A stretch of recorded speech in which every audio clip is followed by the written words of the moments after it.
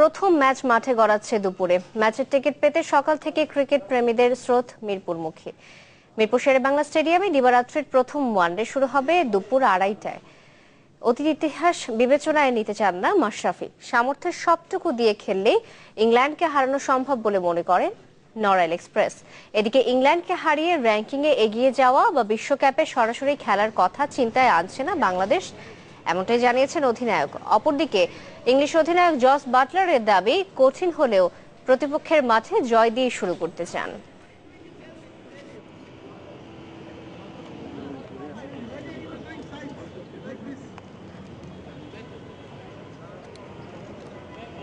তৈরি হচ্ছে পদ্মা সেতু। এই গৌরবের অংশীদার হতে পেরে আমরা গর্বিত। আনোয়ার সিমেন্ট। ছাত্রলীগ নেতার চাপাতির কোপে গুরুতর আহত সিলেটের কলেজ ছাত্রী খাদিজা আক্তারের শারীরিক অবস্থা অপরিবর্তিত। চিকিৎসকদের সাথে কথা বলার পর বেলা 12টার দিকে একথা জানিয়েছেন খাদিজার ভাই। খাদিজার শারীরিক অবস্থা নিয়ে সন্ধ্যায় কথা বলবেন রাজধানী স্কয়ার হাসপাতালের চিকিৎসকরা। 72 ঘন্টা পর্যবেক্ষণের যে সময়সীমা দিয়েছিলেন সেটিও শেষ হচ্ছে আজ। এদিকে কলেজ ছাত্রী খাদিজার উপর হামলার প্রতিবাদে আজও মানববন্ধন হয়েছে। সকালে সিলেট কেন্দ্রীয় শহীদ মিনারের সামনে এই কর্মসূচির আয়োজন করা হয়। গত 4 দিন ধরেই চলছে এই আন্দোলন কর্মসূচি। এর সাথে সংহতি জানিয়েছে বিভিন্ন মানবাধিকার সংগঠন। তাদের দাবি, আসামির রাজনৈতিক পরিচয়ের আড়ালে বিচার প্রক্রিয়া যেন থমকে না যায়। গত সোমবার খাদিজাকে কুপিয়ে জখম করে ছাত্রলীগ নেতা বদরুল। ডাক্তার বলছে আরে কয়েকদিন অবজারভেশনে থাকতে হবে, তারপর হয়তো মানে ইমপ্রুভ হওয়ার চান্স আছে। কন্ডিশনটা স্টেবল, তো যদি এটা কিছুদিন ধরে রাখা যায় আর কয়েকদিন কয়েকদিন অবজারভেশন করা যায়, হয়তো এটা ইমপ্রুভ হবে ইনশাআল্লাহ। 10 টাকা কেজি দরের চাল বিক্রিতে অনিয়মের অভিযোগে জয়পুরহাটের পাঁচবিবি উপজেলার আউলাই ইউপি চেয়ারম্যান আব্দুর রাজ্জাকের বিরুদ্ধে মামলা হয়েছে। এদিকে আতাপুর থেকে আটক করা হয়েছে 4 জনকে।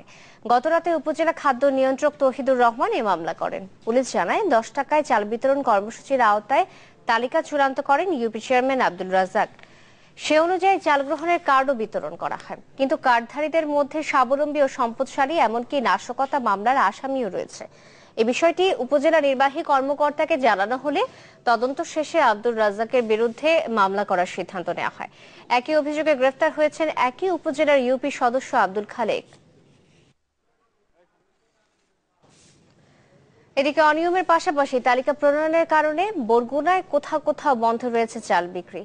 এতে বঞ্চিত হচ্ছেন হতদরিদ্ররা। এটাই সরকারের খাদ্য বান্ধব কর্মসূচি ব্যাহত হওয়ার আশঙ্কা করছেন কেউ কেউ। তবে প্রশাসন বলছে, অভিযোগের সত্যতা পেলে দোষীরা ছাড় পাবে না। বরগুনার সদর উপজেলার পাকুরগাছিয়া সরকারি প্রাথমিক বিদ্যালয়ের প্রধান শিক্ষক আব্দুর রাজ্জাক। গরিব মানুষের তালিকা তৈরির দায়িত্ব দেয়া হয় তাকে, আর এই সুযোগে তিনি নিজেই 10 টাকা কেজি দরের চাল পেতে হতদরিদ্রের তালিকায় নিজের বাবা ও স্ত্রীর নাম অন্তর্ভুক্ত করে 2টি কার্ড করিয়েছেন। এটা টাকার বিনিময়ে সে কিনে খাইতে আছে। আমি তো যেহেতু আলাদা দুনিয়া জমা জমি নেই, শুধু চাকরি। এই জন্য তো আমার বাজার থেকেও কিনে খাওয়া লাগে, তো ও জায়গায় আমি একটু স্বল্প মূল্যে কিনে খাইলাম। শুধু আব্দুর রাজ্জাকের বাবা ও স্ত্রী নয়, এমন একাধিক সচ্ছল ব্যক্তির নাম রয়েছে ওই তালিকায়। অন্যদিকে দরিদ্র হলেও দলীয়করণ আর স্বজনপ্রীতির কারণে কার্ড না পাওয়ার অভিযোগ অনেকের।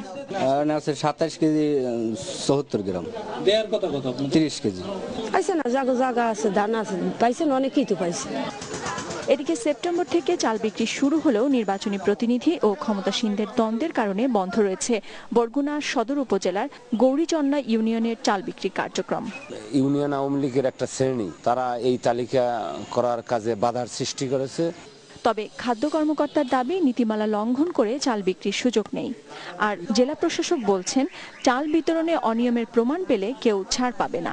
ভোক্তা যে তার প্রমাণ তো কার্ড, কিন্তু অনিয়ম যে এটা যে তার ভোক্তার প্রকৃত মালিকটা তার নাও পেতে পারে। যারা অ্যাকচুয়ালি এইটা পাওয়ার জন্য উপযুক্ত, দুস্থ গরিব, তারা যেন এটি পায়, এ ব্যাপারে আমরা ব্যবস্থা নেব।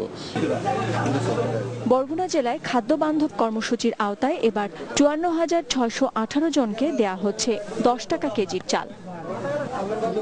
Desk report, channel 24। 10 টাকা কেজি চাল বিতরণের খবর জানাতে বরিশাল থেকে আমাদের সাথে সরাসরি যোগ দিচ্ছেন কাউসার হোসেন রানা। রানা, চাল বিতরণ কর্মসূচির সবশেষ কি তথ্য আছে আপনার কাছে?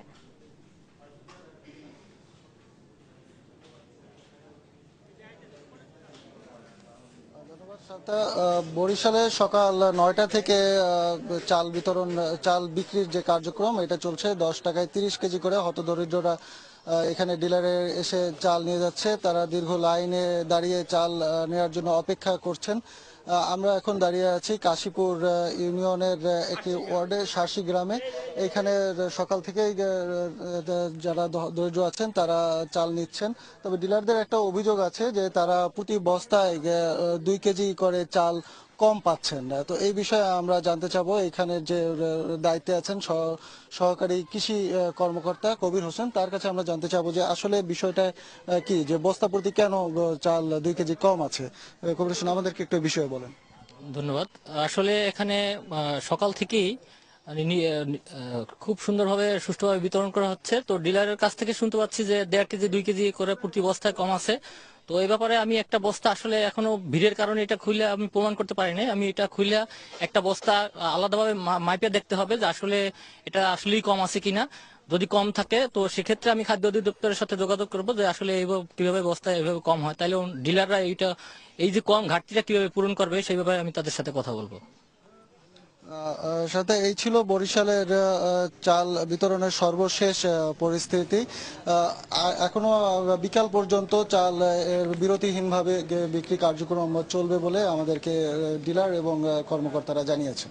রানা, ধন্যবাদ আপনাকে। কাউসার হোসেন রানা বরিশাল থেকে যোগ দিয়েছিলেন আমাদের সাথে। টেকো নুডলস, সময়ে অসময়ে সব সময়। শূন্যরেখার 150 গজের ভেতরে কাঁটাতারের বেড়া আন্তর্জাতিক আইনে না থাকলেও ভারত বাংলাদেশ সীমান্তের কিছু জায়গায় বেড়া দেওয়ার অনুমতি দিয়েছে বাংলাদেশ।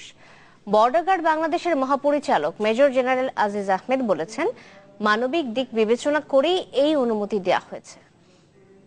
একটা হলো মানবিক বিষয়টা, আরেকটা বিষয় ছিল যে একটা পোর্শনকে তো সেপারেট যদি করি, ওই দেখা যাবে ওই গ্রামের ভিতরে বসে ওইখানে তারা হলো কাটা তার কাটবে, কাটা বরঞ্চ আরো হলো বেশি স্মাগলিং করবে, ওইটাকে হলো লঞ্চিং প্যাড হিসেবে ইউজ করবে।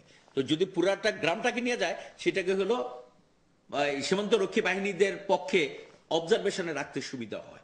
এই দুইটা বিবেচনা থেকে ইতিপূর্বে অনুমোদন দেওয়া হয়েছে। এবারও বলেছে হারিকেন ম্যাথিউ এর আঘাতে লন্ডভন্ড হাইতি, মৃতের সংখ্যা দাঁড়িয়েছে 339। দেশটির বিভিন্ন স্থানে এখন শুধুই ধ্বংসযজ্ঞের ছবি। বলা হচ্ছে যে সবচেয়ে বেশি হয়েছে উত্তরাঞ্চলের গ্র্যান্ড আন্স শহরে। হারিকেনটি এখন ধেয়ে যাচ্ছে যুক্তরাষ্ট্রের ফ্লোরিডার দিকে, সেখানে তাই জারি করা হয়েছে জরুরি অবস্থা।